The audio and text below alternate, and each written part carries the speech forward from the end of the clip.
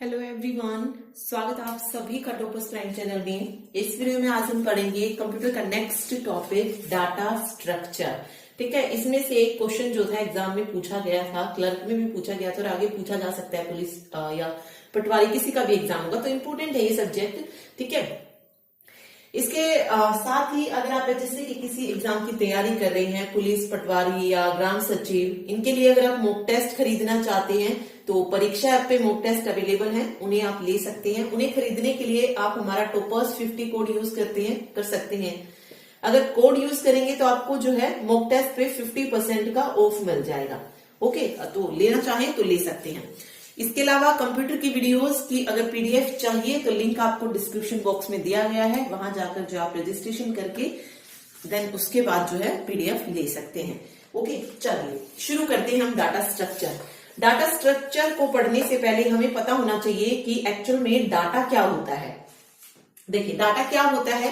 किसी भी व्यक्ति का नाम या वस्तु का नाम या जगह का नाम, ये सब क्या है? डाटा है। फॉर एग्जाम्पल मैंने लिखा सोनीपत, ये क्या है? डाटा है। मैंने लिखा राम, डाटा है। 55 डाटा है। फिर मैंने लिखा 7th, ये भी क्या है? डाटा है। ओके, अब इसी डाटा को अगर मैं प्रोसेस कर देती हूं, ठीक है, मैंने डाटा को प्रोसेस किया कि राम एक लड़का है जो कि सोनीपत का रहने वाला है, 7th क्लास में वो पढ़ता है, 55 उसका रोल नंबर है, तो ये क्या बन जाएगी? प्रोसेस होके डाटा क्या बन जाता है? जो प्रोसेस्ड डाटा होता है उसको बोलते हैं हम इंफॉर्मेशन। ठीक है, तो किसी भी व्यक्ति का, जगह का जो नाम है वो क्या कहलाएगा? डाटा कहलाएगा। और अगर हम उस डाटा को प्रोसेस करके इस फॉर्म में लेके आते हैं कि उसका कोई मीनिंग निकल सके, उसको हम क्या नाम दे देते हैं? इंफॉर्मेशन का नाम दे देते हैं। ठीक है, अब बात आती है कि डाटा स्ट्रक्चर क्या है। डाटा तो हमें पता चल गया, अब बात आती है डाटा स्ट्रक्चर की कि डाटा स्ट्रक्चर क्या होता है। तो देखिए, डाटा स्ट्रक्चर जो होता है किसी कंप्यूटर सिस्टम में डाटा को स्टोर और ऑर्गेनाइज करने का तरीका होता है। कंप्यूटर में डाटा को ऑर्गेनाइज करने का तरीका, ठीक है, ऑर्गेनाइज करने का एक तरीका होता है। क्या बोलते हैं उसको? डाटा स्ट्रक्चर बोलते हैं। अब ऑर्गेनाइज क्यों करते हैं हम डाटा को? ताकि हम उसको इजीली फाइंड आउट कर सके, उसको आसानी से यूज कर सके, उसको जब हमें जरूरत हो तब हम उस डाटा को एक्सेस कर सके। इसीलिए डाटा को इस तरीके से ऑर्गेनाइज किया जाता है। ओके, और डाटा को ऑर्गेनाइज करना क्या कहलाता है? डाटा का स्ट्रक्चर, यानी कि डाटा स्ट्रक्चर हम इसको कहते हैं। ठीक है, अगर हम बात करें कि डाटा स्ट्रक्चर क्या कोई प्रोग्रामिंग लैंग्वेज है, तो बिल्कुल नहीं। डाटा स्ट्रक्चर जो है C++ की तरीके से कोई प्रोग्रामिंग लैंग्वेज नहीं है, बल्कि ये क्या है? एक एल्गोरिथम का सेट होता है। क्या होता है? एल्गोरिथम हम पढ़ चुके हैं। डाटा स्ट्रक्चर एल्गोरिथम का सेट होता है जिसका यूज प्रोग्रामिंग लैंग्वेज में डाटा को स्ट्रक्चर करने के लिए करते हैं। डाटा को स्ट्रक्चर यानी कि डाटा को मैनेज करने के लिए जिसका यूज किया जाता है उसको हम डाटा स्ट्रक्चर बोलते हैं। तो याद रखिए, ये क्या होता है? सेट ऑफ एल्गोरिथम्स होता है डाटा स्ट्रक्चर। ओके,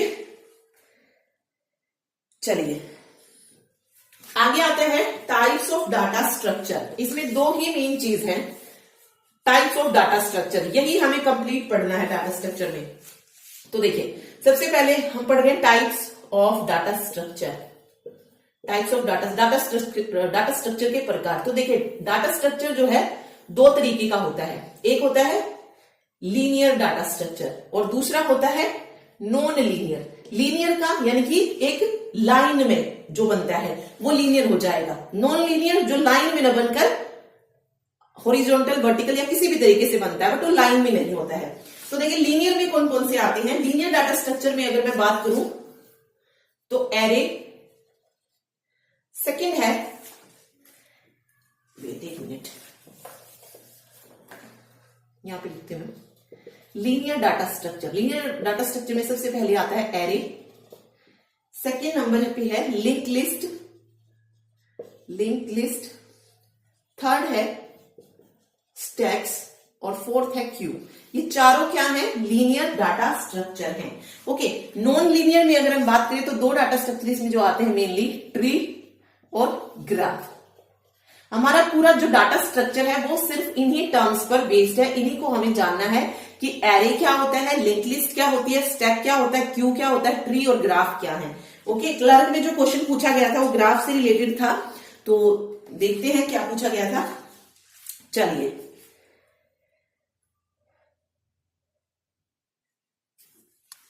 लीनियर और नॉन लीनियर।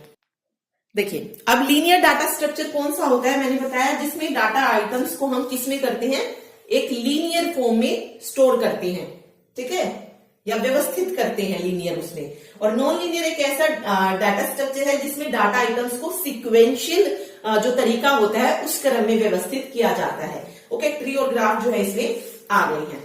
ओके, इन्हें हम पहले डिटेल में पढ़ने से पहले जो है डाटा स्ट्रक्चर के मेन ऑपरेशन पढ़ते हैं कि डाटा स्ट्रक्चर पर कौन कौन से ऑपरेशन जो है अप्लाई किए जाते हैं।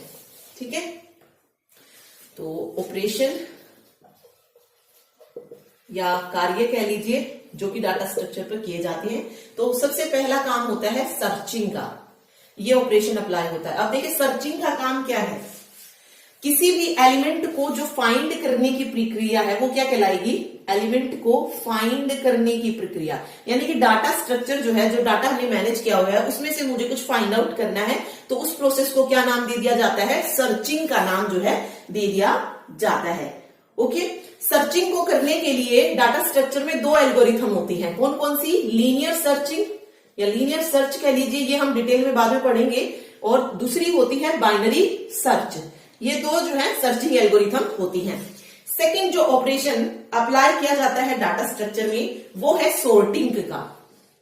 सॉर्टिंग, सॉर्टिंग का मतलब क्या है, डाटा स्ट्रक्चर को किसी विशेष क्रम में अरेंज करने की जो प्रोसेस होती है उसको, यानी कि हमें, मेरे पास मान लीजिए कोई लिस्ट है, मैं चाहती हूं कि ये लिस्ट जो है असेंडिंग ऑर्डर में हो, या मैं ये चाहती हूं कि ये लिस्ट जो है डिसेंडिंग ऑर्डर में हो, तो इसको हम किस तरीके से अरेंज करते हैं, तो ये हम अरेंज करते हैं सॉर्टिंग से। ठीक है, तो इसके लिए भी बहुत सारी एल्गोरिथम होती है सॉर्टिंग के लिए। तो कौन कौन सी एल्गोरिथम जो है सॉर्टिंग के लिए यूज की जाती है वो देख लेते हैं। तो देखिए, सॉर्टिंग में जो यूज होती है, मतलब इसमें डाटा स्ट्रक्चर में, वो है इंसर्शन सॉर्ट, ठीक है, इसके अलावा सिलेक्शन सॉर्ट है, बबल सॉर्ट है, और एक रेडिक्स सॉर्ट। मतलब ये तीन तो बहुत इंपॉर्टेंट होती है, इंसर्शन, सिलेक्शन और बबल और रेडिक्स। ऐसे तो हीप सॉर्ट भी होती है, मर्ज सॉर्ट भी होती है, बट मेन मैंने आपको बता दी, ये सॉर्टिंग टेक्निक्स होती हैं और ये सर्चिंग टेक्निक्स होती है, और ये दोनों ही ऑपरेशन किस पर अप्लाई होते हैं, डाटा स्ट्रक्चर पे। चलिए, अब आते हैं थर्ड ऑपरेशन। सर्चिंग हो गया, सॉर्टिंग हो गया, अब आता है इंसर्शन।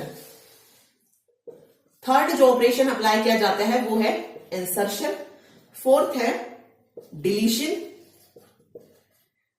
फिफ्थ ऑपरेशन है ट्रेवर्सिंग, और सिक्स्थ है मर्जिंग।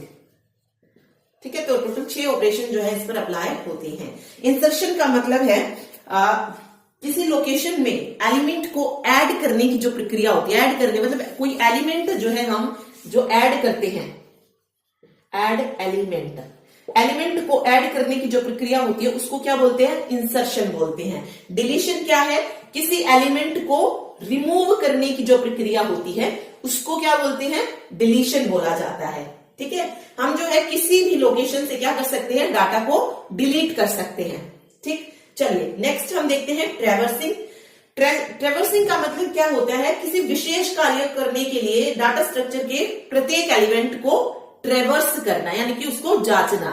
ओके, इसमें जो है हर एक एलिमेंट को ट्रेवर्स किया जाता है, ऑल एलिमेंट ट्रेवर्स, मतलब जितने भी एलिमेंट्स होते हैं वो सारे जो होते हैं ट्रेवर्स किए जाते हैं। आगे देखेंगे अगर आप, मर्जिंग है।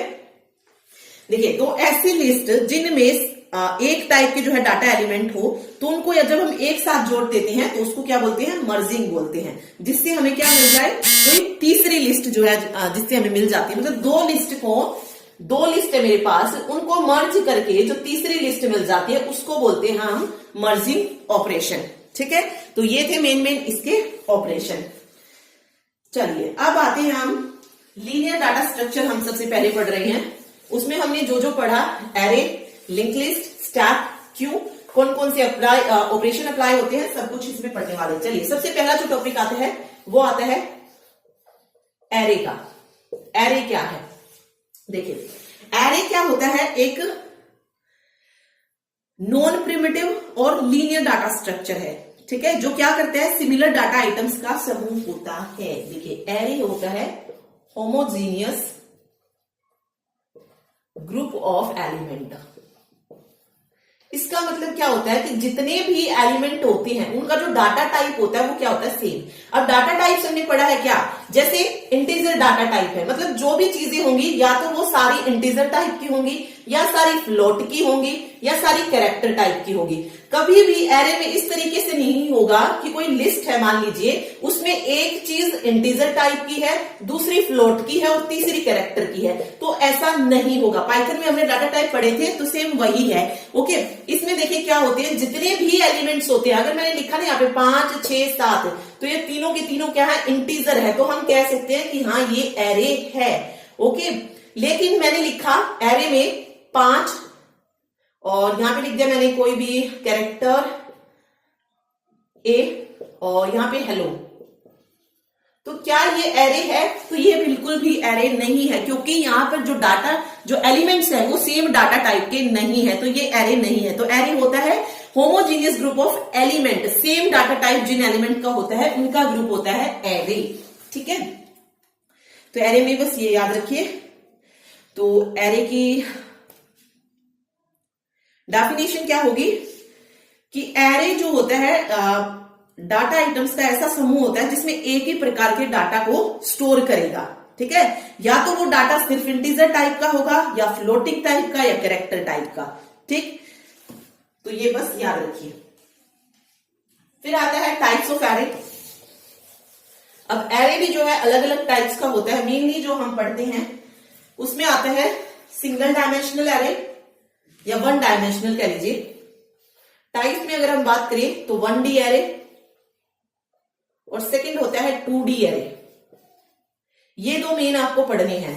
1 डायमेंशनल एरे में क्या होता है, वह एरे जिसमें सिर्फ एक सबस्क्रिप्ट होती है उसे 1 डायमेंशनल एरे कहते हैं। अब क्वेश्चन आपसे यही पूछेगा कि वो एरे जिसमें सिर्फ एक सबस्क्रिप्ट होती है, क्या होती है, सबस्क्रिप्ट होती है, उसको क्या बोलते हैं, तो उसको 1D एरे बोला जाता है।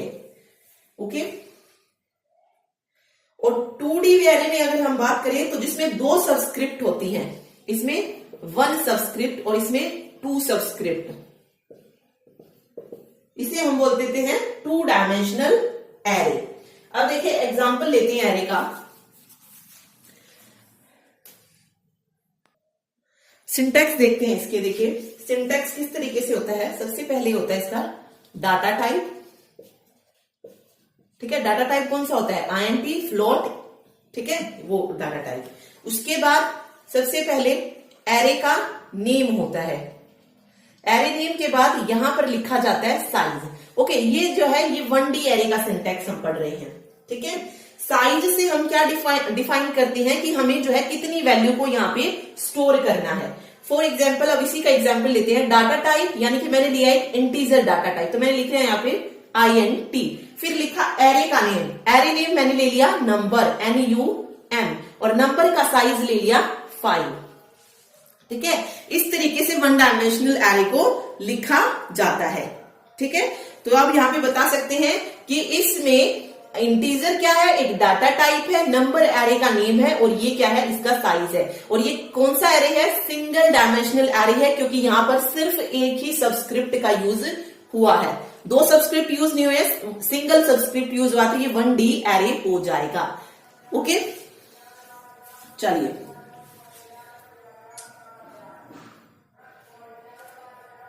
अब देखिए, मान लीजिए मैंने यहां पर 5 वैल्यूज जो है स्टोर की हैं।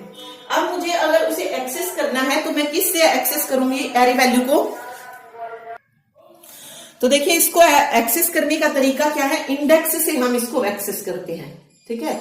इंडेक्स से इस 5 की जगह मैं ये भी लिख सकती हूं, इस 5 की जगह मैं ये भी लिख सकती हूं कि मैंने कोई वैल्यू रखी 8, 7, 6, 5 और 4, 5 वैल्यूज होगी, ठीक है। अब मुझे एक्सेस करना है कि जो वैल्यू 1 पे है वो वैल्यू बताइए, ठीक है।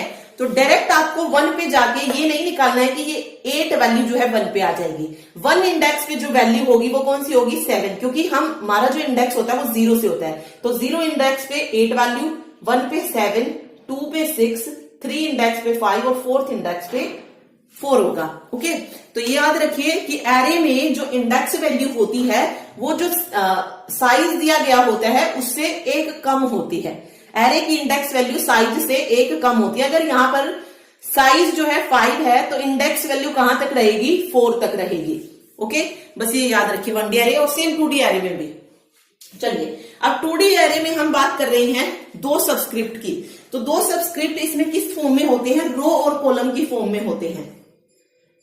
2 सबस्क्रिप्ट जो होते हैं वो किस फॉर्म में होते हैं, रो और कॉलम की फॉर्म में होती हैं। मान लीजिए मेरे पास कोई टेबल गिवन होती है तो उसको हम जो है इस तरीके से दिखा सकते हैं। देखिए इसको लिखने का तरीका क्या होता है, मैंने लिखा डाटा टाइप, उसके बाद एरे का नाम INT माई एरे और रो और कॉलम यहाँ पे डालेंगे हम। जैसे मैं चाहती हूं कि 2 रो हो और 3 कॉलम हो, ठीक है, इस तरीके से हम इसको डाल सकते हैं। तो ये हमारा 2D एरे बन जाएगा क्योंकि यहाँ पर 2 सबस्क्रिप्ट का यूज हुआ है। ये 2D एरे होता है। ओके, इसमें भी जो है जो हमारी टेबल फॉर्म होती है उसको हम जो है इससे दिखा सकते हैं रो और कॉलम के फॉर्म में। ठीक, तो बस इतना ही जो है आप इसमें याद रखिए 1D एरे और 2D एरे में। ओके, चलिए नेक्स्ट टॉपिक आता है हमारा लिंक लिस्ट का। लिंक लिस्ट और पढ़ते हैं। चलिए लिंक लिस्ट पढ़ रहे हैं।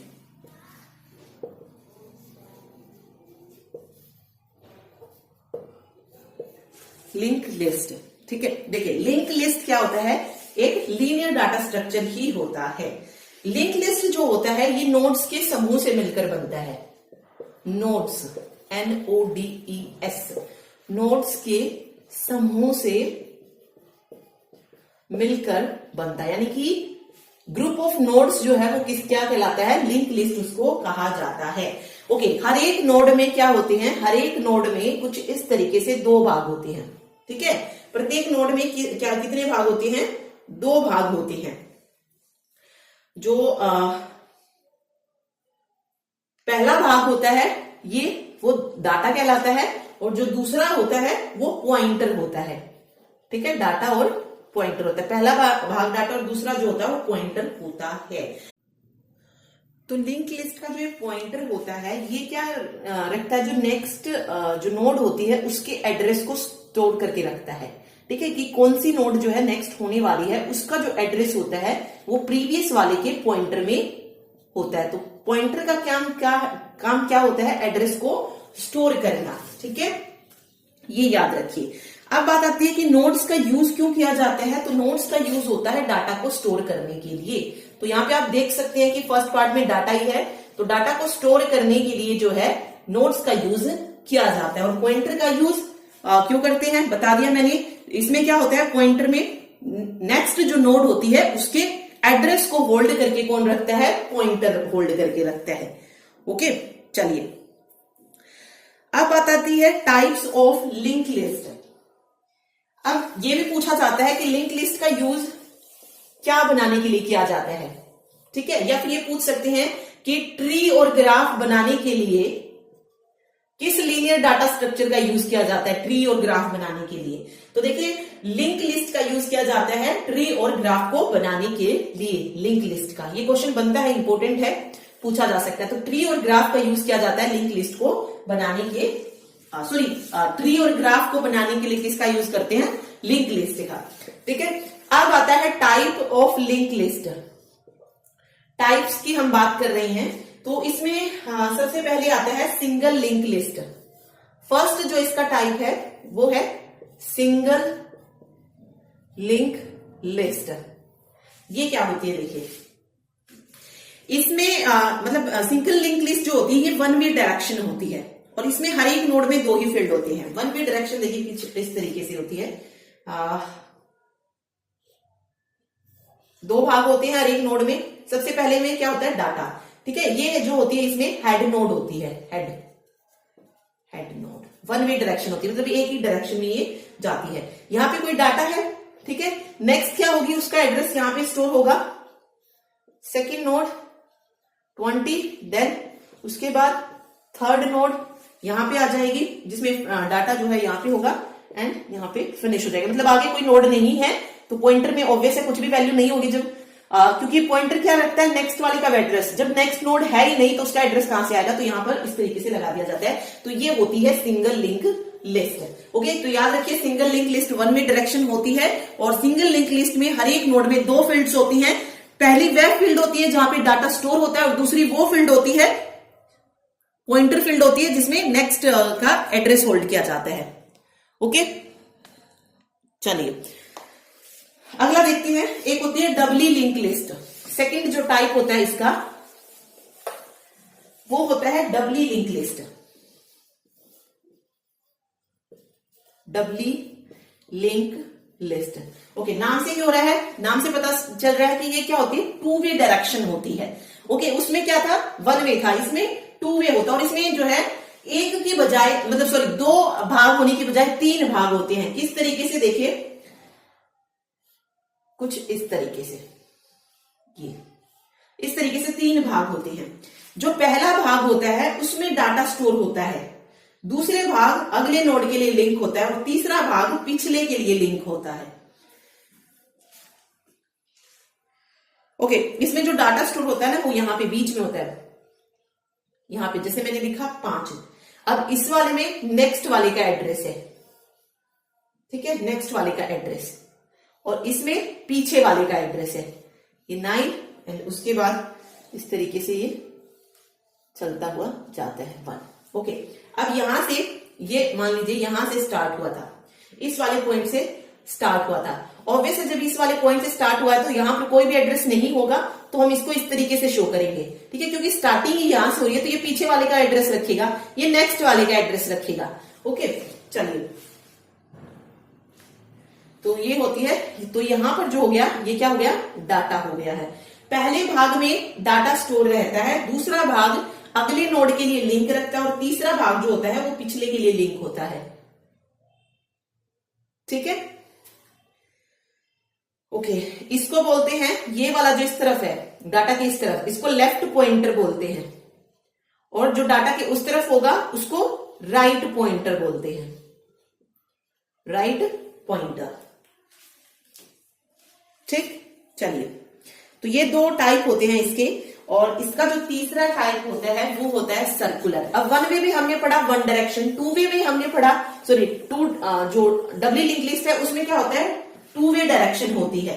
ठीक है, अब आती है सर्कुलर लिंक लिस्ट। इसमें क्या होता है, देखिए सर्कुलर लिंक लिस्ट में जो होता है प्रत्येक नोड जो होती है वो सर्कल के रूप में जुड़ी होती है, कुछ इस तरीके से सर्कल के रूप में जो है वो जुड़ी होती है।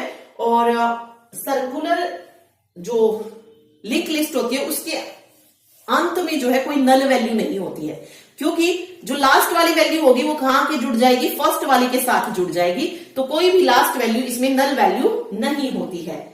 ठीक है, देखिए अब सर्कुलर लिंक लिस्ट भी दो तरीके की होती है, एक होती है सिंगली सर्कुलर, यानी कि जो वन वे में जाती है जिसमें दो पार्ट होते हैं, दूसरी होती है डबली, जो डबली हमने पढ़ा पहले उसी की तरीके से, लेकिन सर्कुलर में होती है, इसमें 3 भाग होते हैं और सिंगली में 2 भाग होते हैं। तो दोनों बना के देखते हैं एक बार। सर्कुलर लिंक लिस्ट में देखिए यहां से शुरू हुई, स्टार्टिंग पॉइंट ये है, ठीक है, यहां से स्टार्ट हो गया है।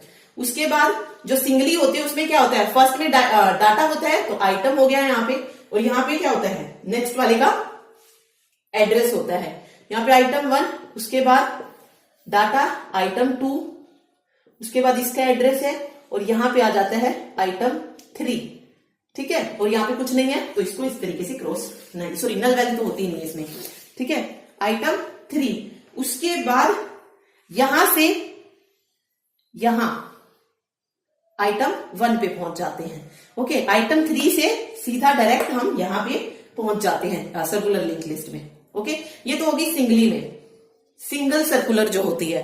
अब बात आती है डबली में। डबली में हमें पता है 3 भाग होते हैं, तो उसी के अकॉर्डिंग चलते हैं, 3 भाग के अकॉर्डिंग।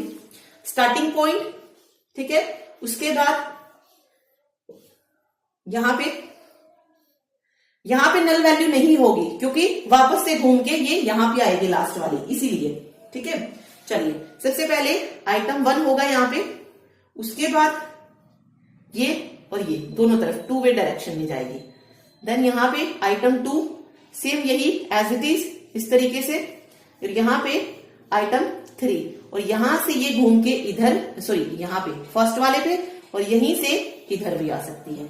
ओके, तो ये होती है सर्कुलर लिंक लिस्ट 2 वे में, डबली में। ठीक है, बस याद रखिए इतना ही। चलिए अब हम नेक्स्ट लीनियर डाटा स्ट्रक्चर जो पढ़ रहे हैं वो पढ़ रहे हैं स्टैक। 2 लीनियर डाटा स्ट्रक्चर हमारे बचते हैं, स्टैक और क्यू। ये सारे जो मैं करा रही हूं इन सभी के नोट्स जो है आपको रिटर्न में मिल जाएंगे, अगर कोई लेना चाहे तो ले सकता है। थर्ड जो आता है टॉपिक वो आता है स्टैक। देखिए स्टैक क्या होता है। स्टैक में भी हम क्या करते हैं, डाटा को स्टोर ही करते हैं। किस तरीके से डाटा स्टोर होता है इसमें, तो देखिए स्टैक की अगर हम बात करें तो एक लीनियर डाटा स्ट्रक्चर होता है। सबसे पहली चीज तो आप ये याद रखिए। ओके, और जो किस पर काम करता है ये पूछा जा सकता है कि स्टैक किस उस पर जो है काम करता है, तो लीफो यानी कि लास्ट इन फर्स्ट आउट का जो सिद्धांत है उस पर जो है ये काम करता है। किस तरीके से करता है वो मैं बताती हूँ। लास्ट इन फर्स्ट आउट का मतलब क्या है कि कोई आइटम है या कोई एलिमेंट है वो हमने स्टैक में सबसे लास्ट में ऐड किया है, तो हम उसको सबसे पहले जो है रिमूव करते हैं। ओके, देखिए स्टैक किस तरीके से बनाया जाता है, कुछ इस तरीके से स्टैक जो है बनाते हैं हम। ये मेरे पास 1 2 3 4 5 जितना भी है वो हो गया है। ओके, इसमें हम क्या करते हैं, आइटम को ऐड करते हुए जाते हैं। फिर एक टाइम आएगा जैसे 1 2 3 4 5 हमने ये 5 आइटम थे या 5 एलिमेंट थे, इसमें क्या कर दिए हैं, डाल दिए हैं, इंसर्ट कर दिए हैं। अब मैं चाहती हूं कि मैं 6 को भी डालूं, मैं 6 के भी मतलब 6 को भी जो है इसमें पुट करना चाहती हूँ, डालना चाहती हूँ। तो अब जो है हम इसमें सबसे पहले किस चीज को रिमूव करेंगे। अब ये किस उस पर सिद्धांत पर काम करता है, लास्ट इन फर्स्ट आउट, यानी कि जो लास्ट में इन हुआ होगा वही पहले जाएगा। तो सबसे पहले 1 आया, फिर 2 आया, फिर 3 आया, फिर 4 आया, फिर 5 आया, यानी कि जो सबसे लास्ट में आया वो कौन सा है, 5। तो मुझे इसे रिमूव करना होगा और 5 की जगह क्या ले लेगा, 6 ले लेगा। ठीक है, तो ये स्टैक जो है इस तरीके से काम करता है कि जो लास्ट में होता है वो सबसे पहले जाता है, सबसे पहले जाता है। ओके, और इसको आप इस फॉर्म में भी लिख सकते हैं, फिलो को भी ये फॉलो करता है। फिलो का मतलब क्या है, फर्स्ट इन लास्ट आउट। अब फर्स्ट इन यानी कि 1 सबसे पहले एंटर हुआ इसमें, लेकिन ये जब रिमूव होगा तो सबसे लास्ट में होगा। तो ये 2 सिद्धांत जो है वो किसी भी तरीके से दे सकता है, लीफो में दे सकता है, फिलो में दे सकता है। ठीक है, चलिए ये याद रखिए। अब चलिए इसको एक एग्जांपल से देखते हैं। इसमें जो है 2 ऑपरेशन अप्लाई किए जाते हैं स्टैक में। स्टैक में 2 ऑपरेशन अप्लाई होते हैं। फर्स्ट जो ऑपरेशन होता है पुश, और सेकंड जो ऑपरेशन होता है उसको बोलते हैं पॉप। पुश का मतलब होता है कुछ इंसर्ट करना। अगर मुझे स्टैक में कुछ ऐड करना है तो मैं कौन सा ऑपरेशन अप्लाई करती हूँ, पुश ऑपरेशन। पॉप का मतलब होता है डिलीट करना, यानी कि रिमूव जब मैं करना चाहती हूँ। चलिए मेरे पास मान लीजिए एक लिस्ट दी गई है, 1 2 3 4 देन 7 8। ओके, और ये चलिए ये लिस्ट है। ठीक है, लिस्ट के कोने में पढ़ते हैं, 1 मिनट। वो आपको मान लीजिए कुछ ले लेते हैं। जैसे सबसे पहले मैंने ऑपरेशन लगाया पुश 1, उसके बाद पुश 2 and 3, फिर मैंने लिखा पॉप, ठीक, फिर लिखा पुश 5, उसके बाद अगेन पॉप, उसके बाद नेक्स्ट ऑपरेशन फिर से पॉप लगाया है। फिर आपसे पूछ सकता है कि लास्ट में कौन सा एलिमेंट जो है स्टैक में बचेगा, या कितने एलिमेंट हैं जो कि स्टैक में रहने वाले हैं। तो हम इसको स्टैक की फॉर्म में करके देखते हैं। देखिए इस तरीके से मैंने एक स्टैक बना लिया है। ठीक है, सबसे पहले कह रहा है कि पुश कीजिए 1 को, तो मैंने 1 को पुश किया। उसके बाद पुश का मतलब क्या है, ऐड करना, तो 1 को ऐड कर दिया। अब 2 3 को ऐड कर रही हूं, तो पहले 2 को ऐड किया, फिर 3 को ऐड किया। उसके बाद इसने कहा पॉप यानी कि डिलीट। अब डिलीट कहां से होगा, जो सबसे लास्ट में आया है, जो सबसे लास्ट में आया है इसको बोलते हैं हम top of the stack. Stack में जो है सिर्फ टॉप होता है, जहां पर ऐड भी वहीं पर होता है और डिलीट भी वहीं से होता है। अब टॉप ऑफ द स्टैक यहां पर है, तो यहां से 3 जो होगा वो मेरा रिमूव हो जाएगा। उसके बाद अगेन ये पुश कह रहा है 5, तो 3 की जगह क्या आ जाएगा, 5 आ जाएगा। देन उसके बाद ऑपरेशन अप्लाई किया इसने पॉप, यानी कि 5 कटा पहले, फिर यहां पर आ गया stack, top of the stack, उसके बाद अगेन पॉप है, डिलीट का है, तो 2 भी क्या हो जाएगा, डिलीट हो जाएगा। अब मुझसे पूछा गया है कि स्टैक में कितने नंबर्स रहते हैं, कौन सा नंबर रहता है, तो 1 नंबर रहता है और उसकी वैल्यू भी कितनी है, 1 है। तो इस तरीके से क्वेश्चन जो है स्टैक से पूछा जा सकता है। ओके, तो पुश पॉप आपको पता होना चाहिए कि किस तरीके से ये काम करता है। ओके, और इसमें जो है इंसर्शन और डिलीशन के लिए सिर्फ एक ही एंड होता है, जिसको हम टॉप ऑफ द स्टैक जो है बोलते हैं। ओके, तो इसमें 2 ऑपरेशन याद रखिए, पुश एंड पॉप। ओके, अब इसमें 2 टर्म और आती हैं, स्टैक ओवरफ्लो और स्टैक अंडरफ्लो। ठीक है, 2 जो टर्म है कौन कौन सी है देखिए, एक आती है स्टैक ओवरफ्लो और दूसरी है स्टैक अंडरफ्लो। इसका मतलब क्या है, स्टैक ओवरफ्लो का मतलब क्या है कि जब जो स्टैक होता है वो जब पूरी तरीके से भर जाता है, जब स्टैक जो है पूरी तरीके से भरा है, 5, 6, 7, 8 और 9 और 10, फिर से जो है ये सब कुछ पूरा भरा हुआ है और अगेन मैं अप्लाई कर रही हूं कि पुश करना है मुझे 1, यानी कि 1 को इंसर्ट करना है, लेकिन मैंने कोई भी डिलीट नहीं किया है, तब कौन सी कंडीशन हो जाती है, स्टैक ओवरफ्लो, यानी कि स्टैक जो है ऑलरेडी भर चुका है, उसमें कोई जगह है ही नहीं। ओके, तो वहां पर ओवरफ्लो हो जाती है। ओके, अब बात आती है, अगर मेरे पास स्टैक जो है बिल्कुल खाली है, कुछ भी मैंने इसमें पुश नहीं किया हुआ है और मैं कुछ डिलीट करना चाहती हूं इसमें से, तब कौन सी कंडीशन हो जाएगी, अंडरफ्लो की, क्योंकि स्टैक में तो कुछ है ही नहीं। जब कुछ है ही नहीं तो वो डिलीट कहां से होगा, तो वो अंडरफ्लो की कंडीशन हो जाती है। यानी कि जब स्टैक पूरा भर जाता है तो उसको ओवरफ्लो बोलेंगे और जब स्टैक बिल्कुल खाली होता है तो उसको बोलते हैं हम अंडरफ्लो। ओके, चलिए बस ये स्टैक में याद रखिए। अब जो लास्ट लीनियर डाटा स्ट्रक्चर बचता है वो है क्यू, ये भी इंपॉर्टेंट है, स्टैक और क्यू। देखिए, 4th लीनियर डाटा स्ट्रक्चर, उसके बाद नॉन लीनियर पढ़ेंगे, ट्री और ग्राफ। ठीक है, चलिए 4th लीनियर डाटा स्ट्रक्चर हम पढ़ रहे हैं क्यू। क्वेश्चन में मैं बता दूंगी कि मेनली क्या क्या यहां से पूछे जाएंगे। तो क्यू भी क्या है, एक लीनियर डाटा स्ट्रक्चर है। ये किस सिद्धांत पर काम करता है, फीफो, यानी कि जो पहले आएगा वही पहले जाएगा। ठीक है, यानी कि जो पहले एंटर हुआ है वही पहले यहां से जाएगा। फॉर एग्जाम्पल अगर आप देखते हैं, रेलवे का उदाहरण लीजिए, एक व्यक्ति जो रेलवे में टिकट रिजर्वेशन की लाइन में खड़ा हो, ठीक है, जो सबसे पहले लगा होता है वो सबसे पहले ही टिकट लेता है और सबसे पहले ही वहां से चला जाता है। ओके, और जो लास्ट में लगा होता है वो सबसे लास्ट में ही जो है बाहर जाता है। तो सेम इसमें कहा है कि फीफो किस तरीके से काम करता है, कोई वैल्यू अगर मैंने सबसे पहले पुट की है तो वो बाहर भी सबसे पहले ही आएगी, कोई वैल्यू मैंने अगर सबसे लास्ट में डाली है तो वो सबसे लास्ट में ही बाहर निकलेगी। तो फीफो को जो है ये फॉलो करता है, first in first out. Okay, चलिए देखते हैं। देखिए, इसमें भी वही डाटा को आइटम्स को ऐड किया जाता है। तो इसमें जो है क्या होता है, देखिए क्यू में जो है 2 एंड होते हैं। क्यू में ये कुछ इस तरीके से क्यू बनता है। ठीक है, इसमें जो है ये 2 एंड होते हैं, 2 एंड होते हैं, एक फ्रंट एंड होता है और दूसरा रियर एंड होता है। यानी कि इसको मान लीजिए फ्रंट और इसको मानते हैं हम रियर। रियर एंड पे क्या होता है, ऐड होता है, और फ्रंट एंड से क्या होता है, रिमूव होता है। यानी कि मैंने यहाँ पे आइटम डाला 1, नेक्स्ट आइटम मेरा 5 है तो 1 यहां आ जाएगा, 5 यहां आ जाएगा, देन उसके बाद 7 डाला है तो 1, 5 और 7। अब देखिए यहां से रिमूव कौन सा होके जाएगा, अब मेरे को डालना है 6 डालना है, तो ऑब्वियस है 1 यहां से डिलीट हो जाएगा, 5 आगे आ जाएगा, फिर 7 और 6 यहां हो जाएगा। तो यहां से तो एक एंड से तो हम ऐड करते जाते हैं और दूसरे एंड से हम निकालते हुए जाते हैं इसको। ओके, और जो हमने सबसे पहले डाला था वही हमारा सबसे पहले भी आउट हो गया है, और जो सबसे लास्ट में डालेगा वही जो है सबसे लास्ट में निकलेगा। तो ये क्यू होता है। तो इसमें बस याद रखिए, यहां से जो क्वेश्चन पूछ सकता है वो क्या पूछेगा कि क्यू में जो पुश ऑपरेशन होता है वो कहां पर अप्लाई होता है, या ऐड जब हमें करना होता है तो किस एंड पे करते हैं, फ्रंट एंड पे या रियर एंड पे। तो ये रियर पे होता है और डिलीशन जो होता है वो हमारा फ्रंट एंड पे होता है। ठीक है, याद रखिए इसको। चलिए, अब क्यू में 2 ऑपरेशन होते हैं, एक होता है एनक्यू और दूसरा होता है डीक्यू।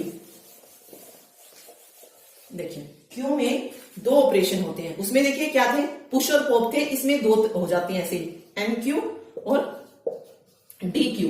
इसका मतलब क्या है कि जब हमने किसी आइटम को ऐड किया तो उसको हमने एन क्यू का नाम दे दिया है, और उसमें हमने क्या किया था, स्टैक में ऐड को क्या नाम दिया था, पुश का नाम दिया था। और डी क्यू क्या होता है, जब हम कुछ डिलीट करते हैं क्यू में से, उसको हम डिलीट करते हैं। और स्टैक में हमने क्या पढ़ा था, इसी को पॉप के नाम से पढ़ा था। ओके, तो एन क्यू और डी क्यू जो है, दो ऑपरेशन इस पे अप्लाई किए जाते हैं, याद रखिए। ठीक, चलिए अब बात आती है टाइप्स ऑफ क्यू। क्यू के टाइप्स और पढ़ते हैं। दो टाइप्स होते हैं मेनली, एक सर्कुलर क्यू होता है और दूसरा डी क्यू होता है। सर्कुलर क्यू और एक डी क्यू होता है। वो डी क्यू अलग है डिलीशन वाला। एक डबल एंडेड क्यू भी होता है इसमें, डबल एंडेड क्यू। इसका मतलब ये होता है double ended queue, D Q. ठीक है, ये याद रखिए। सर्कुलर क्यू में क्या होता है, सर्कुलर क्यू को जो है हम रिंग बफर भी बोलते हैं। सर्कुलर क्यू को हम और किस नाम से जानते हैं, रिंग बफर। रिंग बफर भी जो है इसको कहा जाता है। ओके, सर्कुलर क्यू में क्या होता है, जो लास्ट नोड होती है वो क्या जुड़ी होती है, सबसे पहले वाली नोड से जो है जुड़ी होती है, जिससे क्या होता है, एक सर्कल का निर्माण हो जाता है। ओके, सर्कुलर क्यू में भी जो है आइटम को रियर एंड से ऐड किया जाता है और फ्रंट एंड से जो है इसको क्या कर दिया जाता है, डिलीट कर दिया जाता है। तो देखिए कुछ इस तरीके से बनती है। डबल हम बाद में पढ़ते हैं। देखिए इस तरीके से 10, 20, 30, 40, 50। ओके, बस इतना ही लिख लीजिए। और ये जो है, जो इसका लास्ट वाला जो एंड होता है वो कुछ इस तरीके से जुड़ा होता है। ओके, जो सबसे लास्ट वाला नोड होगा वो फर्स्ट वाले से अटैच होता है। ठीक, तो इस तरीके से सर्कल का निर्माण जो है इसमें बन जाता है। ठीक, डी क्यू की हम बात करेंगे तो डी क्यू का पूरा नाम हमें पता है, डबल एंडेड क्यू होता है। डी क्यू एक ऐसा डाटा स्ट्रक्चर होता है जिसमें हम जो भी एलिमेंट होता है उसको दोनों तरफ से जो है क्या कर सकते हैं, डिलीट भी कर सकते हैं और ऐड भी। अब तक हम वन एंड से कर रहे थे कि हम रियर से ऐड कर रहे थे और जो फ्रंट एंड थे उससे डिलीट कर रहे थे। अब जो है फ्रंट और रियर दोनों से ही जब एडिशन हो जाए, दोनों से ही जब डिलीशन हो जाए तो उसको क्या बोलेंगे, डबल एंडेड क्यू बोलेंगे।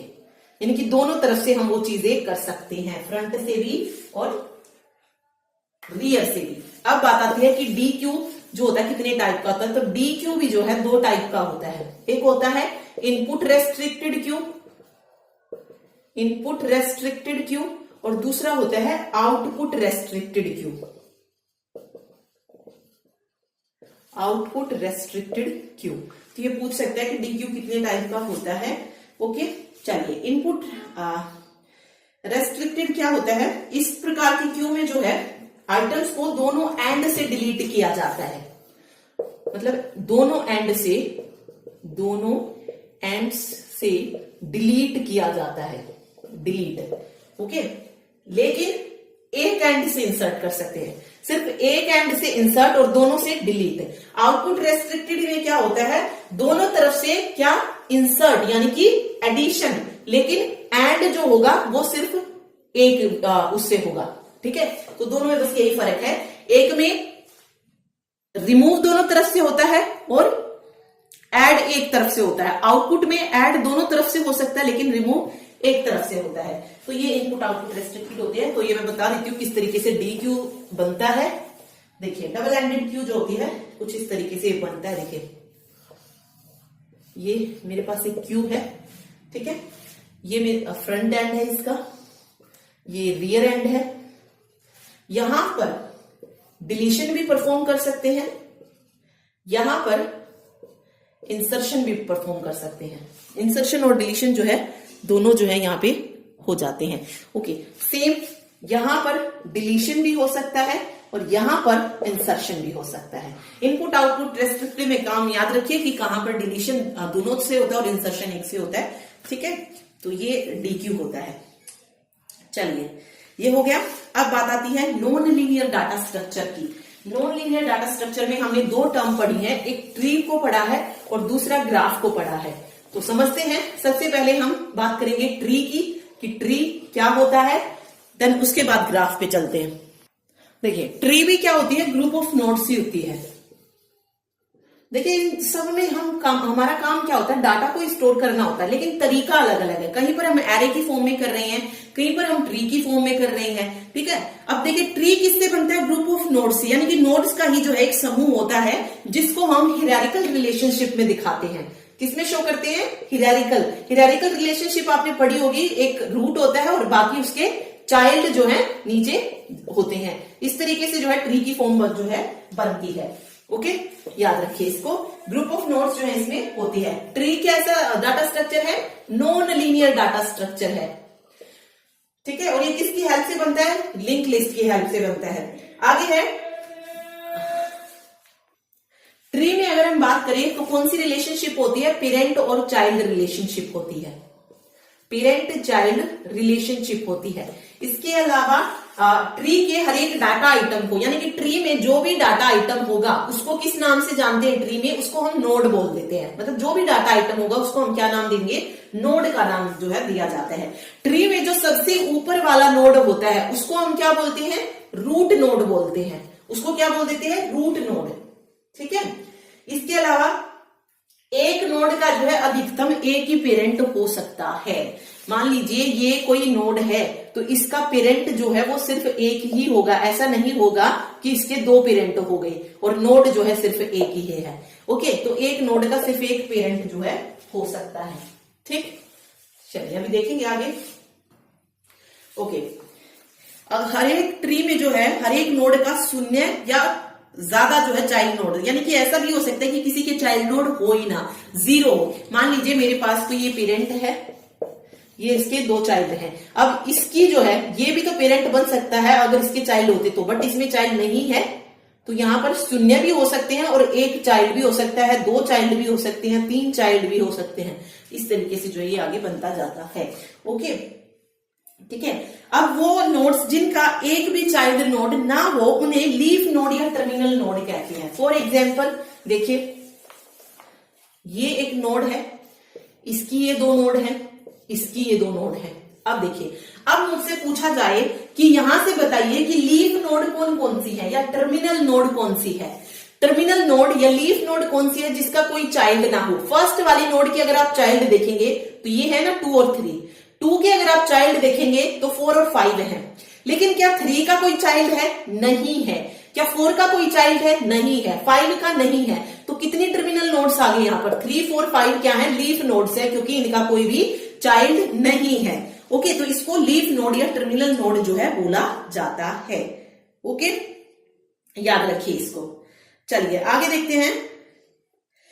हमें पता है अगर हम रियल में देखेंगे तो एक ट्री जो होता है वो किस तरफ बढ़ता है, ऊपर की तरफ बढ़ता है। लेकिन इसमें क्या होता है, डाटा स्ट्रक्चर में ट्री हमेशा नीचे की तरफ जो है बढ़ता जाता है। ओके, फिर एक डिग्री ऑफ नोड पूछा जाता है। डिग्री ऑफ नोड, किसी ट्री के एक नोड के सब ट्री की संख्या जो होती है वो डिग्री ऑफ नोड कहलाती है। चलिए मैं एक ट्री बना लेती हूं, देन उसके अकॉर्डिंग देखते हैं लीफ नोड क्या है, टोटल कितनी नोड है। ठीक, चलिए तब जो है अच्छे से समझ आएगा आपको। बनाते हैं। देखिए सबसे पहले हमने ली एक रूट नोड जिसको हमने 0 का नाम दे दिया है। उसके दो चाइल्ड है जिसका नाम 1 है और 2 है। देन चलते जाइए ऐसे ही 3, 4, 5, ठीक है। देन यहां पे 6 के बाद आता है 7। तो वेट, ये हो गया 7, 8, 9 और 10। ठीक है, इतना 4, 5 पे नहीं ले रही हूं मैं, 6 पे लिया। फिर मैंने 11, 12 के बाद 11 पे 13, 14, ठीक है। एंड देन 13 के पास है एक और चाइल्ड नोड 15। ओके, अब आपसे क्वेश्चन पूछा जाएगा सबसे पहले कि इसमें टोटल कितनी नोड है। ठीक है, टोटल कितनी नोड है। तो अगर आप देखेंगे तो यहाँ पे काउंटिंग सिर्फ 15 तक है, लेकिन अगर आप चेक करेंगे तो 0 से शुरू किया है हमने, तो टोटल नोड कितनी हो जाएंगी 16। अगर काउंट भी करेंगे तो 1, 2, 3, 4, 5, 6, 7, 8, 9, 10, 11, 12, 13, 14, 15, 16। ठीक है, रूट नोड को भी हमें इसमें शामिल करना है। तो टोटल नोड अगर किसी ट्री में पूछी जाएंगी तो कितनी हो जाएंगी टोटल नोड? 16 नोड जो है इसमें टोटल होंगी। ओके, ठीक है, चलिए अब यहां पे पूछा जाए आपसे कि लीफ नोड कौन सी है। लीफ नोड बता सकते हैं? 4 है। 4 क्या है? लीफ नोड है। 5 क्या है? लीफ नोड है। 12 क्या है? लीफ नोड है, क्योंकि कोई चाइल्ड नहीं है उसका। 14 लीफ नोड है। 13 नहीं है क्योंकि एक चाइल्ड है उसका, तो ये लीफ नोड हो जाएगी। लीफ नोड मैंने आपको बताया था 4, 5, 14, 12 क्या है? लीफ नोड है। अगर लीफ नोड पूछा जाए तो 4, 5, 12 और 14 ये क्या है? Leaf node. लीफ नोड का क्या होता है? एक भी जो है क्या नहीं होता है? हाँ, चाइल्ड जो है नहीं होता है। चलिए ओके, एक टर्म आती है इसमें सिबलिंग्स। सिबलिंग कौन सी होती है? जिनका पेरेंट नोड सेम होता है। अब यहां पे देखिए 3, 4 और 5 इनका पेरेंट कौन है? 1 है, तो ये सिबलिंग हो जाएंगे 3, 4, 5। यहां पर 11 और 12 सेम है पेरेंट, तो 6 जो है सिबलिंग हो जाएगा। ओके, सेम 13, 14 का 13, 14 जो है सिबलिंग है, क्योंकि पेरेंट जो है वो सेम है। ओके, 1, 2 जो है वो सिबलिंग है, क्योंकि उनका पेरेंट क्या है? 0 है। ओके, अब आपसे पूछा जाए कि 4 का ग्रैंड पेरेंट कौन बनेगा? 4 का ग्रैंड पेरेंट अगर आप चेक करेंगे यहां पे 4 का पेरेंट कौन है? 4 का पेरेंट 1 है, तो इसका ग्रैंड पेरेंट कौन सा हो जाएगा? रूट वैल्यू, यानी कि 4 का ग्रैंड पेरेंट क्या हो जाएगा? 0 हो जाएगा। ओके, तो ये टर्म इसमें याद रखिए। चलिए, ये छोटी छोटी चीजें जो है इसमें याद रखने की हैं। रूट नोड पूछा जाए तो नोड 0 यहां पे रूट नोड हो जाएगी। नोड 4 मैंने बता दिया लीफ नोड हो गया। ओके, उसके अलावा वेट एक मिनट, उसके अलावा डेप्थ पूछ सकता है ट्री की। डेप्थ यानी कि जो लेवल होता है। अब देखिए फर्स्ट लेवल यहां से, तो डेप्थ 0, फर्स्ट सेकंड जो है ये बन रहा है, तो ये 1 पे हो जाएगा। देन ये है 3, 4, 5, 6, तो इसकी डेप्थ 2 होगी। देन उसके बाद 3 होगी। 13, 14 पे डेप्थ 4 होगी और 15 पे डेप्थ 5 होगी। तो डेप्थ अगर पूछी जाए ट्री की तो कितनी हो, इस तरीके से इसको काउंट किया जाता है कि लेवल कितना चल रहा है। पहले 1, 0, फिर 1, फिर 2, फिर 3, 4, 5। तो इस ट्री की डेप्थ कितनी है? 5 है। ओके, ठीक है, याद रखिए ये। तो ये था ट्री, याद रखिए इसमें जो जो मैंने आपको बताया है। नेक्स्ट जो नॉन लीनियर डाटा स्ट्रक्चर आता है वो आता है ग्राफ। अब हम जो है ग्राफ को पढ़ते हैं। ग्राफ, ओके, ग्राफ क्या होता है? ग्राफ जो होता है एक non primitive non linear data structure होता है। ग्राफ जो होता है वर्टेक्स, ठीक है, वहां पर हम जो डाटा आइटम थे उसको नोड बोल रहे थे, यहां पर नोड को हम और किस नाम से जान जाते हैं? वर्टेक्स के नाम से। ठीक है, ये क्या होता है? ग्राफ वर्टेक्स का समूह होता है। वर्टेक्स का समूह होता है। एक वर्टेक्स जो होता है वो किसके साथ जुड़ा होता है? दूसरे वर्टेक्स के साथ जुड़ा होता है। दो वर्टेक्स के बीच में जो कनेक्शन बनता है, देखिए ये वाली चीज जो है इसको हम क्या नाम दे रहे हैं? वर्टेक्स का नाम दे रहे हैं। और ये जो दो वर्टेक्स के बीच कनेक्शन बन रहा है उसको हम एज बोलते हैं।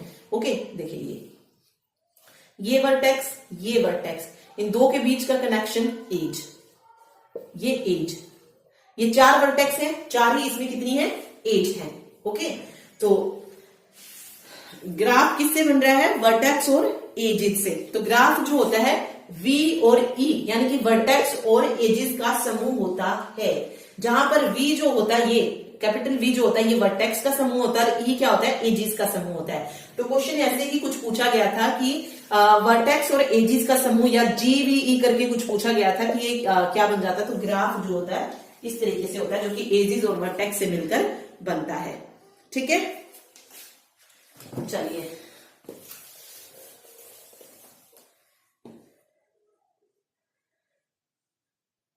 अब देखिए, मैंने एक ग्राफ लिया है इस तरीके से, इस पे वर्टेक्स ले लिए A, B, C, D और एक और वर्टेक्स ले लिया E, और ये यहां से इस तरीके से अटैच है और यहां से ऐसे इस तरीके से। अब आपसे पूछा जाए कि इसमें वर्टेक्स बताइए कितनी है, तो वर्टेक्स कितनी हो जाएंगे, ए बी सी डी और ई, ये 5 जो है इसमें वर्टेक्स हो जाएंगे। अब आपसे एज पूछी जाए कि इसमें एजेस कितनी है, वो काउंट कीजिए। तो देखिए कौन कौन सी एजेस बन रही है, ए बी एक एजेस है, ठीक है, ए बी होगी, उसके बाद ये सारी लिख लीजिए ना, ए बी होगी, देन उसके बाद बी डी होगी, सी डी हो गई, ए सी हो गई, ए ई और इधर ये ई डी, ठीक है। तो 1 2 3 4 5 6 एज जो है इसमें बन रही है, वैसे 7 बनेंगी इसमें, ठीक है, क्योंकि ये भी है ना, सी ई भी है।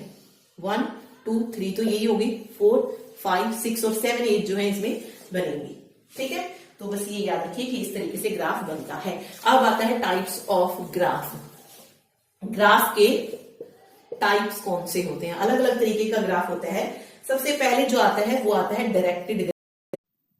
देखिए ग्राफ हम पढ़ रहे थे, ग्राफ में सबसे पहले आता है डायरेक्टेड ग्राफ, ठीक है। सेकंड होता है अनडायरेक्टेड ग्राफ, अनडायरेक्टेड, और थर्ड होता है वेटेड ग्राफ, और फोर्थ जो होता है वो होता है non weighted graph, non weighted. अब देखिए डायरेक्टेड यानी कि जिसमें डायरेक्शन गिवन हो, अनडायरेक्टेड जिसमें डायरेक्शन गिवन ना हो, वेटेड जिसमें वेट कैरी करे, और नॉन वेटेड जिसमें वेट ना हो। अब देखिए डायरेक्शन की हम बात कर रहे हैं, फॉर एग्जांपल मैंने 3 वर्टेक्स लिए हैं इस तरीके से, V1 V2 and V3, V1 से V3, V1 से V2, V2 से V3, या इस तरीके से V3 से V1 कर दीजिए। इस तरीके से जब डायरेक्शन गिवन होती है, मीन्स एरो का जो साइन गिवन होता है उसको हम डायरेक्टेड ग्राफ बोलते हैं। ओके, अनडायरेक्टेड जब ये एरो का साइन गिवन ना हो, सिंपल इस तरीके से जब दिया गया हो, तो उसको हम क्या बोल देंगे, अनडायरेक्टेड ग्राफ बोल देंगे। ओके, अब बात आ रही है वेट की। वेट यानी कि जब जो एज है वो क्या करे, वेट को कैरी करे, मतलब वर्टेक्स तो दे दिए हैं, जो एज है वो यहाँ पे वेट कैरी कर रही है कि 5 6 और 7। एक्चुअल में वेट क्या होता है, ये नंबर से डिनोट करते हैं वेट को हम। तो इस तरीके से जब वेट दिया हो तो इसको हम वेटेड ग्राफ बोल देते हैं। और वेटेड ग्राफ डायरेक्टेड भी हो सकता है और अनडायरेक्टेड भी हो सकता है। ओके, नॉन वेटेड का मतलब क्या है, जब वेट को ना दिया गया हो, ठीक है, वो नॉन वेटेड हो जाएगा। सेम नॉन वेटेड डायरेक्टेड भी हो सकता है, नॉन वेटेड अनडायरेक्टेड भी हो सकता है। तो ये 4 तरीके का ग्राफ जो है आपको याद रखना है कि कौन कौन सा होता है, ठीक है। चलिए, ग्राफ हो गया हमारा, ट्री हो गया, linear non linear data structure हमने दोनों जो है पढ़ लिए हैं। अब बात आती है सर्चिंग टेक्निक्स की। मोस्ट इंपोर्टेंट है इसमें सर्चिंग टेक्निक्स। सर्चिंग पढ़ेंगे। सर्चिंग मैंने बताया था, सर्चिंग क्या होता है, किसी भी डाटा स्ट्रक्चर में एलिमेंट को फाइंड आउट करना क्या कहलाता है, सर्चिंग कहलाता है। चलिए, अब सर्चिंग जो है 2 तरीके का होता है, एक लीनियर सर्च होता है और दूसरा बाइनरी सर्च होता है। देखते हैं, देखिए सबसे पहले हम पढ़ रहे हैं लीनियर सर्च। लीनियर सर्च जिसको सिक्वेंशियल सर्च भी बोलते हैं। अब देखिए नाम से आप बता सकते हैं। सिक्वेंशियल का मतलब क्या है, कोई भी डाटा अगर हमें जो फाइंड आउट करना है उसको हम किस में फाइंड आउट करेंगे, सीक्वेंस में, ठीक है। इसको हम लीनियर सर्च बोलते हैं। इसमें हम जो है डाटा एलिमेंट को एक एक करके लिस्ट के हर एक एलिमेंट के साथ चेक करते हैं और कंपेयर करते हैं। तो सीधा हम एग्जांपल से सीखेंगे, ज्यादा कुछ नहीं।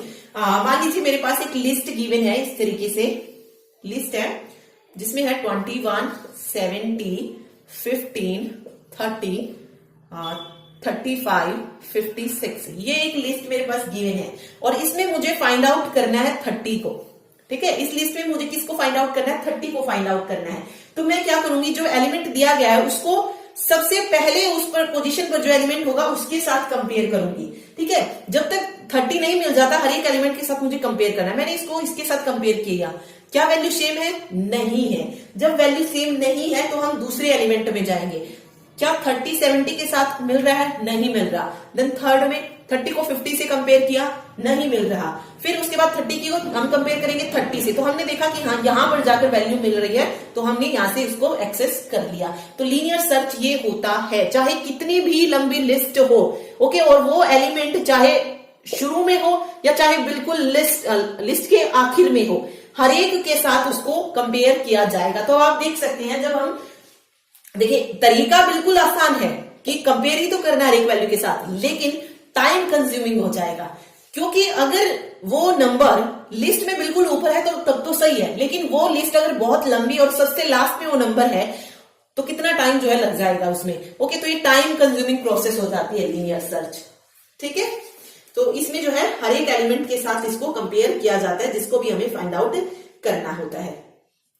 ठीक, चलिए, तो जैसे ही दोनों समान हो जाएंगे हम कंपेयर बंद कर देंगे और जिस भी इंडेक्स पर वो वैल्यू होगी उसको रिटर्न कर देंगे।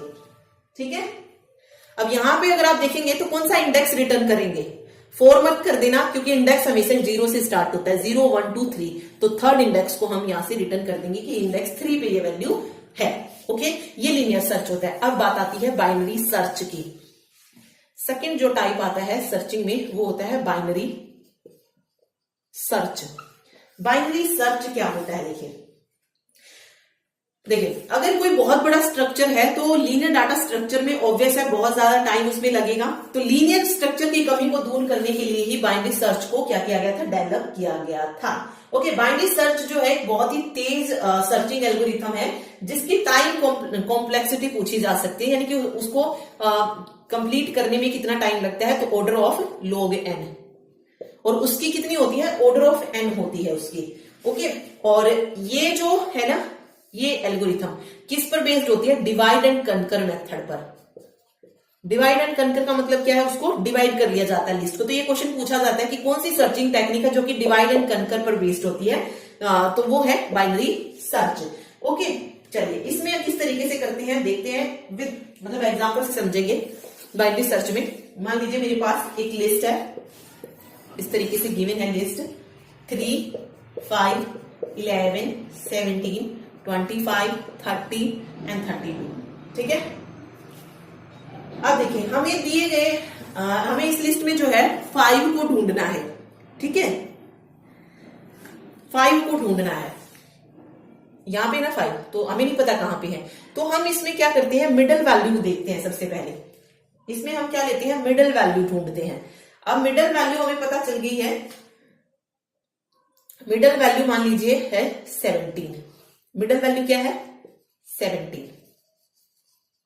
अब हमें पता है कि मिडल वैल्यू से उस तरफ वाले जो हैं वो बड़े नंबर हैं और मिडल वैल्यू से इस तरफ वाले जो हैं वो छोटे नंबर हैं। ओके, अब 17 से मतलब 5 जो है वो 17 से बड़ा है या छोटा है, तो ऑब्वियस है 5 जो है 17 से लेस है, तो हम किस तरफ ढूंढेंगे, लेफ्ट की तरफ उसको ढूंढेंगे। ओके, राइट की तरफ हमें ढूंढना है ही नहीं, तो वो हमारा टाइम जो है वहां पे बच जाएगा। ओके, तो देन जो लेफ्ट वाला पार्ट होगा हम उसमें जो है सर्च करेंगे। ओके, तो हमारे पास जो है सिर्फ कितना बचेगा, 3 5 और 11 होगा। अब मेरे पास एक लिस्ट ये बन जाएगी 3 5 11।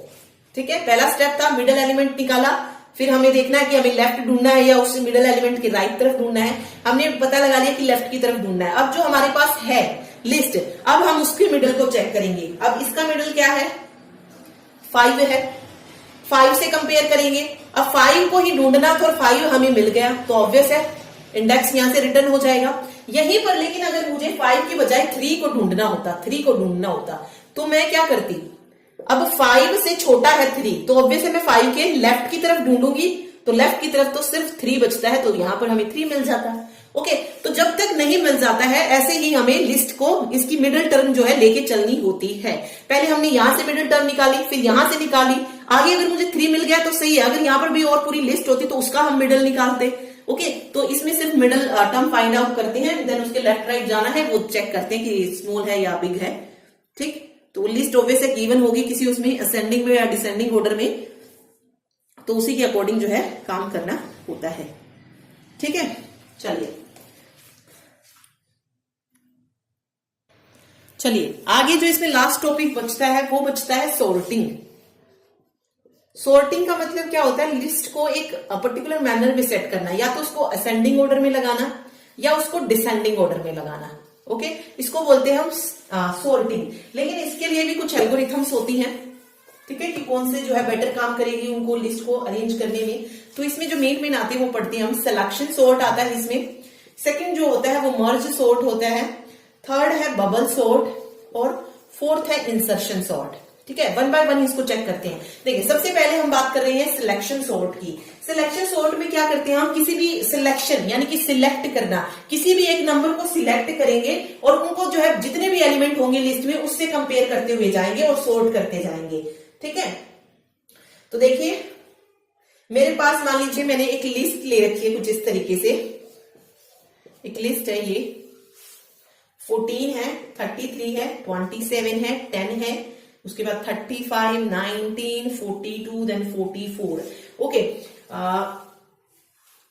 अब यहां पे मैं सबसे पहले वाला नंबर ले रही हूं 14। 14 को क्या करूंगी मैं, हर एक के साथ क्या करती जाऊंगी, कंपेयर करती जाऊंगी। ओके, मुझे इसे जो है इस तरीके से लगाना है कि पहले सबसे वाला छोटा और देन बड़े बड़े होते जाए।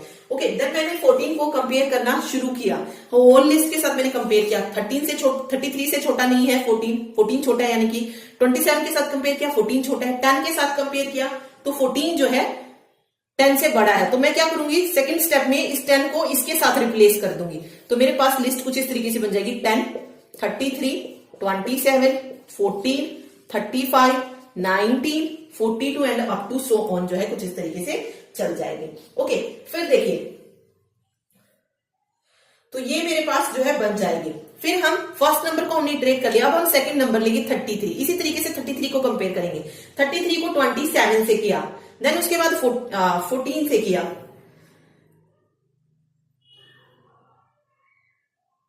मतलब जो सबसे छोटा होगा ना हमें वो लेके आना है यहाँ पे। अब वैसे तो 27 भी इससे छोटा था, लेकिन 14 जो है इससे ज्यादा छोटा है तो उसको ले आएंगे सीधा।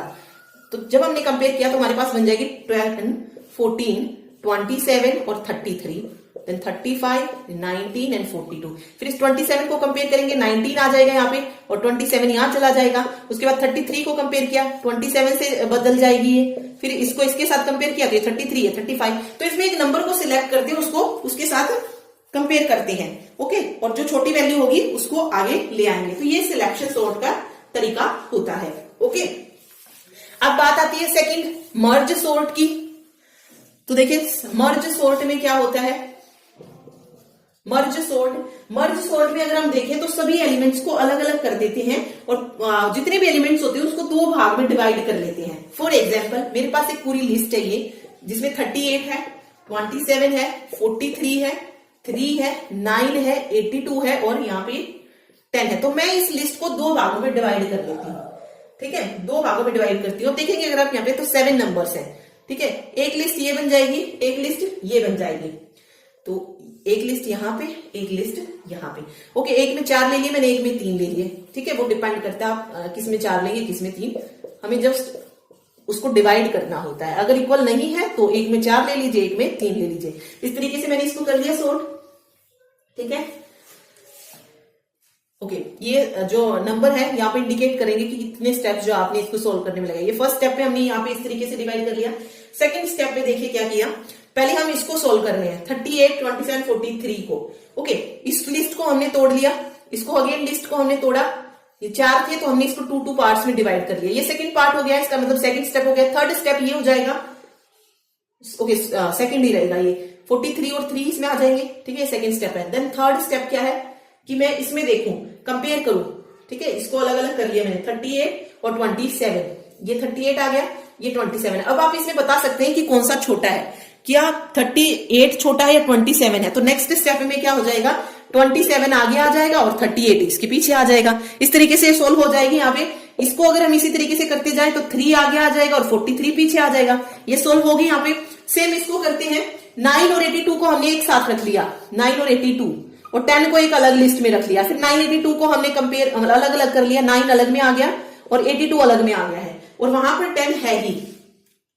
ठीक है, वहां पर 10 है अलग से। उसके बाद हम इसको अलग से जब वो करेंगे 9 के बाद हमें पता है 10 आता है, तो ये कुछ इस तरीके से बन जाएगी 9, 10 और 82। उसके बाद हम इन दोनों को मर्ज करेंगे। ठीक है, तो ये कंपेयर होके ऐसे आ जाएगी 9, 10, उसके बाद 27। ओके, यहां से ये भी, ओके ये भी था, वेट एक मिनट, 3 वाला कहां गया। ओके, 3 वाला भी था, ये रहा 343 भी तो था। तो इसको भी तो हमें करना था यहीं पर, पहले इसको ही सोल्व करना है। तो ये जो नीचे वाली है ये 16 की आ जाएगी, 3, 27, 38 और 43, देन उसके साथ कंपेयर करेंगे। ओके, मतलब इसमें लिस्ट को हमें बार बार इस तरीके से तोड़ते हुए जाना है, तो ये मर्ज सॉर्ट होती है। ओके, जिसमें हम लिस्ट को बार बार क्या करते हैं, एक दूसरे के साथ तोड़ते हुए जाते हैं। ठीक, अब आती है इसमें bubble sort. Bubble sort, bubble sort जो है सबसे इजीएस्ट अगर सॉर्टिंग टेक्निक आपसे पूछी जाए तो वो कौन सी होती है, बबल सॉर्ट होती है। ओके, बबल सॉर्ट में जो होते हैं, जो फर्स्ट 2 एलिमेंट्स होते हैं उनको कंपेयर करते हैं। अगर लेफ्ट वाला एलिमेंट राइट वाले एलिमेंट से बड़ा है तो उसकी उनको मतलब पोजीशन को चेंज कर देते हैं। फॉर एग्जांपल ये है मेरे पास लिस्ट 7, 4, 5, 2। हम सबसे पहले फर्स्ट 2 को कंपेयर करेंगे। अब देखिए ये सबसे मतलब ये छोटा है तो ऑब्वियस है ये कंपेयर होने के बाद ऐसे आ जाएगा 4, 7, 5, 2 ऐसे बन जाएगा। ओके, नेक्स्ट हम क्या करेंगे, ये हो गई है, नेक्स्ट हम 7 और 5 को चेक करते हैं। ठीक है, 7, 5 को हमने कंपेयर किया तो ऑब्वियस 5 इससे छोटा है, तो लिस्ट कुछ इस तरीके से बन जाएगी 4, 5, 7 और 2। उसके बाद 7 और 2 को कंपेयर करेंगे तो 2 छोटा है, तो यहां पे आ जाएगा 4, 5, 2 और 7। ठीक है, अब ये कंप्लीट हो गया एक पास। ठीक है, आगे कोई एलिमेंट नहीं बचा तो सेकंड पास शुरू होगा। अगेन हम फर्स्ट वैल्यू को कंपेयर करेंगे, 4 को 5 से किया कोई चेंज नहीं, फिर सेकंड में हम 5 को 2 से कंपेयर करेंगे तो ऑब्वियस चेंज हो जाएगा, हमारे पास लिस्ट इस तरीके से बन जाएगी 4, 2, 5 और 7। 5 को 7 से करेंगे कोई चेंज नहीं होगा। उसके बाद थर्ड पास में हम 4 को 2 से कंपेयर करेंगे तो 2 छोटा है, तो मेरे पास लिस्ट हो जाएगी 2, 4, 5, 7। ठीक है, सॉर्टेड लिस्ट हमें मिल जाएगी। तो ये होता है बबल सॉर्ट, जिसमें हम दो एलिमेंट्स को क्या करते हुए जाते हैं, कंपेयर करते हुए जाते हैं। ओके, उसके बाद आती है इंसर्शन सॉर्ट। ये भी इजी टेक्निक है लेकिन बबल सॉर्ट सबसे इजी है। अगला है इंसर्शन सॉर्ट। ठीक है, इंसर्शन सॉर्ट में हमें क्या करना होता है, इंसर्शन सॉर्ट में किसी भी एक एलिमेंट को मतलब एक एलिमेंट को हम पिक करेंगे और उसका जो भी अप्रोप्रिएट पोजीशन होगी या अप्रोप्रिएट उसका स्थान होगा वहां पर उसको इंसर्ट कर देते हैं। ओके, ये होती है इंसर्शन सॉर्टिंग। इसमें हम पहले के 2 एलिमेंट्स को कंपेयर करते हैं, अगर वो अनसॉर्टेड होती है तो उसको सॉर्ट करते हैं। जैसे यहां पे एक लिस्ट है मेरे पास, ये है 4, 3, 2, 10, उसके बाद 12, 1 है, उसके बाद 5 है एंड देन 6 है। तो पहली 2 वैल्यूज हमने ली 4 और 3 है। ओके, तो मेरे पास ऑब्वियस है जिसकी जो पोजीशन है उस पर सेट हो जाएंगे ये 3, 4, 2, 10, 12, उसके बाद 1, देन 5, उसके बाद 6 हो जाएगा। ओके, उसके बाद इस 2 को हम चेक करते हैं, मतलब थर्ड एलिमेंट को चेक करेंगे। पहले हमने फर्स्ट 2 को किया, उनकी जगह बदल दी, फिर थर्ड को चेक किया, तो थर्ड इन तीनों में क्या पोजीशन सही बनेगी, पहले 2 आएगा, फिर 3 आएगा, फिर 4 आएगा, देन उसके बाद 10, 12, 1, 5 और 6 इस तरीके से बन जाएगी। ठीक है, उसके बाद हम नेक्स्ट नंबर 10 को चेक करेंगे। 10 को चेक किया तो वैसे लिस्ट में कोई बदलाव नहीं होगा, 2, 3, 4 ऐसे ही रहेंगे। उसके बाद नेक्स्ट में हम 12 को चेक करते हैं, मतलब लिस्ट इस तरीके से चलती जाएगी आगे, तो 12 में कोई बदलाव नहीं। अब फिर हम 1 पे बात आती है। 1 को अगर हमें देखना है इनमें से कहां पर होनी चाहिए 1 की पोजीशन, यहां पर होनी चाहिए, तो 1 की पोजीशन यहां पर होनी चाहिए, तो इस तरीके से मिल जाएगा 1, 2, 3, 4, देन उसके बाद 10, 12 और 5 एंड देन 6 मिल जाएगा हमें। ओके, तो आगे इसी तरीके से हम देन 5 को चेक करेंगे और 6 को और उसको इसकी अप्रोप्रिएट पोजीशन में पुट करते हुए जाएंगे। ओके, तो ये था डाटा स्ट्रक्चर। जितनी भी इंपॉर्टेंट चीजें थी वो सब मैंने आपको बता दी हैं। क्या क्या पूछा जा सकता है वो मैंने आपको बताया है। तो अगर वीडियो अच्छी लगे, समझ आए तो लाइक जरूर कर दीजिएगा। Thank you so much. मिलते हैं नेक्स्ट वीडियो में नेक्स्ट लेक्चर के साथ। Thank you.